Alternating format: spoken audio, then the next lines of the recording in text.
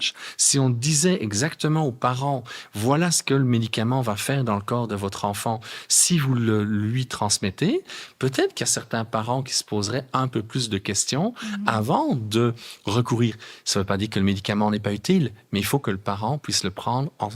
en pleine connaissance de cause pour prendre une décision éclairée, parce que c'est lui qui va vivre à travers son enfant les conséquences. C'est un discours qu'on n'entend pas beaucoup, mais moi, j'avoue que je trouve ça rafraîchissant parce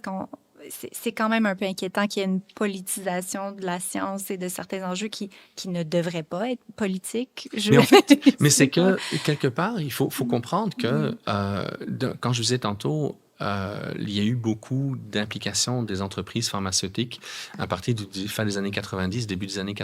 2000 dans les universités. Mais c'est un moment aussi où on a encouragé beaucoup les chercheurs à développer des startups.